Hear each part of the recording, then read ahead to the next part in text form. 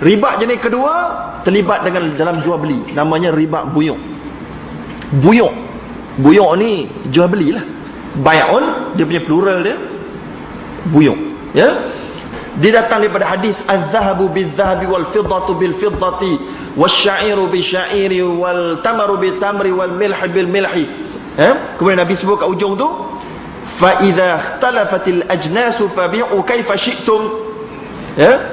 Baik, Nabi SAW sebut emas tukar dengan emas, perak dengan perak, tamar dengan tamar, gandum dengan gandum, barli dengan barli, garam dengan garam. Bila mana kamu tukar di antara keduanya, mestilah buat on the spot pada waktu yang sama dan tak boleh ada lebih. Tak apa, ini susah sikit nak terang. Dia kena ada whiteboard pun boleh terang benda tu.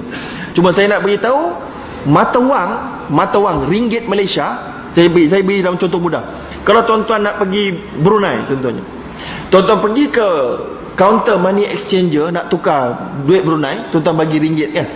Ringgit tu tuan-tuan bagi, tuan-tuan mesti syarat dalam Islam, mesti ambil duit Brunei tu dalam waktu yang sama.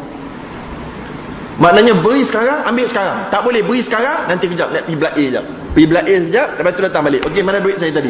Tak boleh, hukumnya riba. Tangguh saja dekat situ, dia berpisah saja daripada majlis itu, daripada majlis akad itu, dia telah jadi riba nasi'ah. Currencies ni tuan-tuan, ada orang salah faham. Ustaz forex ni tuan-tuan, dia kata harus forex ni. Mufti Perak kata harus. Tuan-tuan, forex ni dia macam ayam. Dia ada yang sembelih, dia ada yang tak sembelih. Jangan beri fatwa umum. Ayam memanglah halal. Ayam halal tak makan tuan-tuan? Halal. Tapi kalau tak sembelih haram tuan-tuan. Itu jawapannya. Forex pun lagu tu juga. Umumnya halal. Tapi ada jenis yang haram. Yang jenis yang haramnya adalah forex forward, swap, options, hedgings. Ini semuanya forex ni, pemain-pemain forex dia akan terlibat dengan benda ni tuan-tuan. Interest rate swap, dia nak dapat untung dia akan gunakan. Ini semua termasuk dalam derivatives. Macam mana saya tahu? Lah tuan-tuan, saya punya tempat duduk sebelah dengan pelabur-pelabur treasurer ni. Dekat bank dia ada treasury division. Treasury division ni tuan-tuan, kerja dia lah buat pelaburan ratus-ratus juta.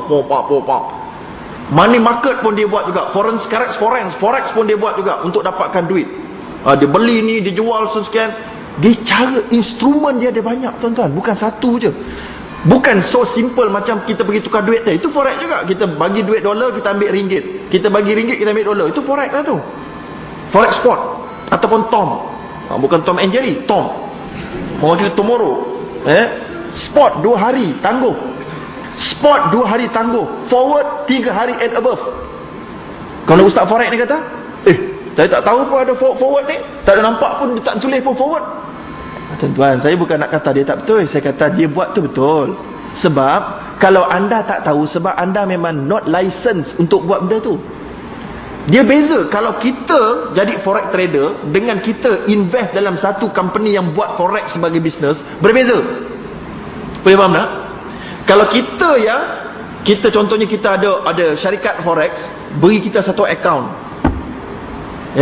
Kita masukkan duit, kemudian kita pun tengok mana euro tinggi ke rendah, kita pun beli euro, kita pun speculate dia akan naik, kita pun lepas tu dalam 24 jam ke 3 hari kita tengok naik, kita pun jual. Itu halal. Itu guna spot, tak ada masalah. Saya tak kata tu haram.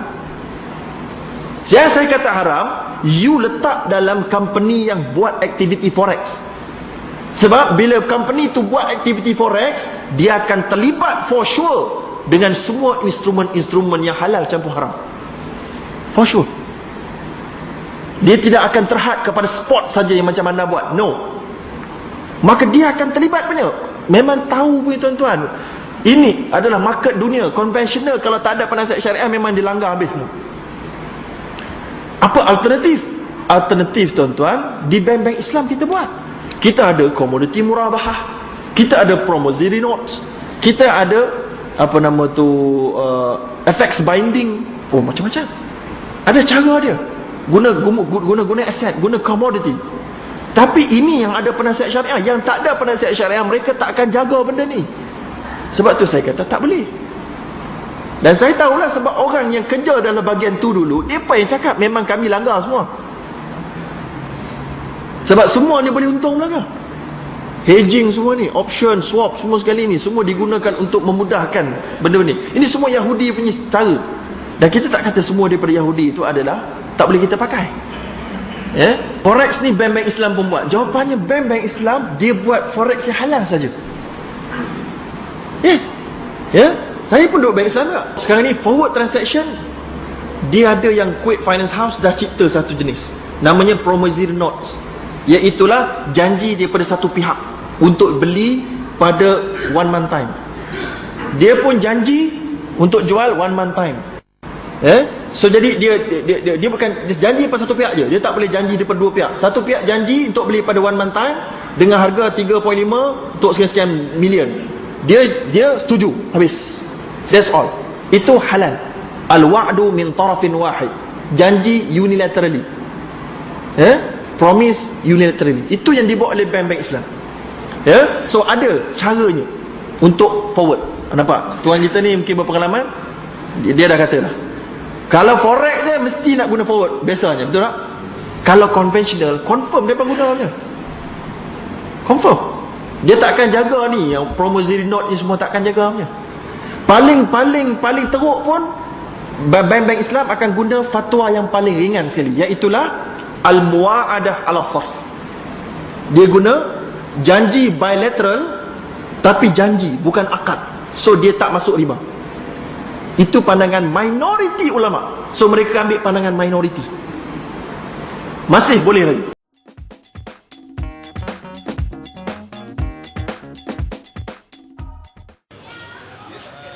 Assalamualaikum warahmatullahi wabarakatuh. Nama saya Syahabuddin Jalil.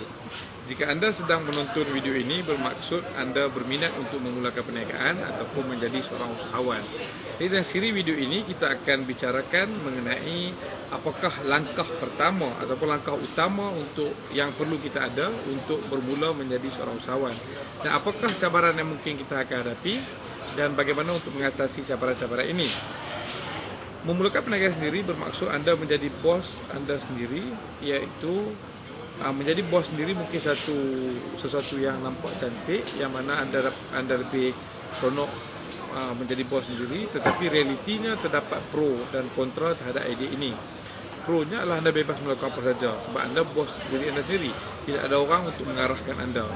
Dan secara kontranya pula ataupun secara kelemahannya pula adalah adakah mampu anda bergerak sendiri, di mana pemikiran anda perlu menjadi lebih tajam untuk berfikir, untuk merealisasikan idea anda. Secara tidak langsung, realiti kehidupan anda tentu akan berubah. Cara anda berfikir akan berubah, cara anda melihat dunia akan berubah, cara anda bersosial ataupun berkawan ataupun kawan anda sendiri juga akan berubah. Jadi bagaimana untuk kita mengadaptasikan diri dalam perubahan-perubahan ini akan kita bicarakan dalam siri video yang seterusnya. Terima kasih. Assalamualaikum.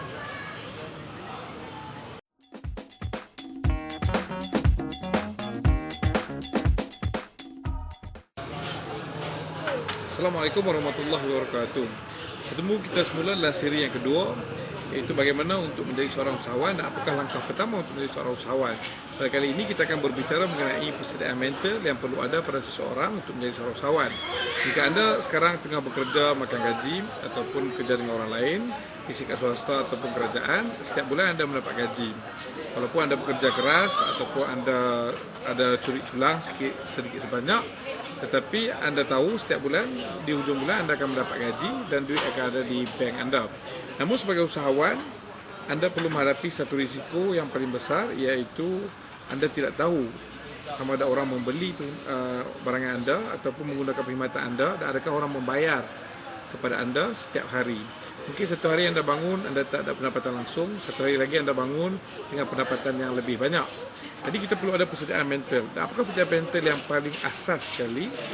Yang paling asas sekali adalah untuk kita meyakini bahawa Tuhan akan memberikan rezeki kepada kita. Tuhan yang Maha Kaya memberikan rezeki kepada semua manusia, binatang, tumbuh-tumbuhan. Jadi anda perlu yakin dengan jelas bahawa Tuhan akan memberikan rezeki atas usaha anda. Ini adalah perkara yang paling asas. Yang keduanya, perspektif anda terhadap wang ataupun kekayaan perlu berubah. Jika dulu anda mungkin mempunyai sebarang perspektif yang buruk terhadap orang-orang kaya, kini perspektif ini perlu berubah. Jika anda tidak ubah, anda akan menghadapi masalah dalam membuat perniagaan, kerana dalam membuat perniagaan anda perlu cintakan untuk menjadi kaya. Dan kekayaan ini bukan satu benda yang buruk. Kekayaan ini satu benda yang baik. Dengan anda mempunyai kekayaan, anda boleh lebih banyak memberi sedekah, lebih banyak memberi zakat, lebih banyak menolong orang lain, dan lebih banyak kebaikan yang anda dapat buat. Manakala kemiskinan pula menghampirkan diri anda kepada kekufuran. Mungkin ada yang akan berkata, oh, kemiskinan ni lebih baik, jadi orang miskin ni lebih baik, lebih mulia. Sebenarnya tidak. Realitinya, kalau kita tengok dalam masyarakat kita, kebanyakan jenayah berlaku di kalangan orang miskin. Contohnya seperti kecurian, rompakan, sumbang mahram, semuanya berlaku di kalangan orang miskin. Kebanyakannya. Jika kita tengok pusat serenti, penjara dipenuhi 80%, 90% adalah di kalangan orang miskin. Nah, kalau orang kaya, dia mungkin tidak perlu untuk ke arah membuat jenayah untuk mendapatkan kewangan. Jadi kemiskinan adalah tidak baik, manakala kekayaan adalah satu yang baik. Ini satu belief system yang anda perlu faham dan anda perlu terapkan dalam otak anda. Cuba kita lihat, jika anda seorang yang beriman tetapi kaya, anda seorang yang beriman tetapi miskin, anda seorang yang tidak beriman tetapi kaya, dan anda seorang yang tidak beriman tetapi miskin, yang mana lebih baik? So, tentu orang yang beriman itu baik. Tapi beriman dan kaya, dan beriman dan miskin, yang mana lebih baik? Tentulah orang yang beriman dan kaya itu lebih baik, kerana orang itu beriman dan dia sangat kaya. Dan orang kaya ini bermaksud orang yang berusaha keras, orang yang bekerja untuk membuat pendapatan tambahan. Realiti ini sering lambat difahami. Biasanya orang yang berumur dalam 40 tahun baru dia faham realiti ini, dan pada waktu itu mungkin sudah agak terlambat untuk dia mengubah pemikiran.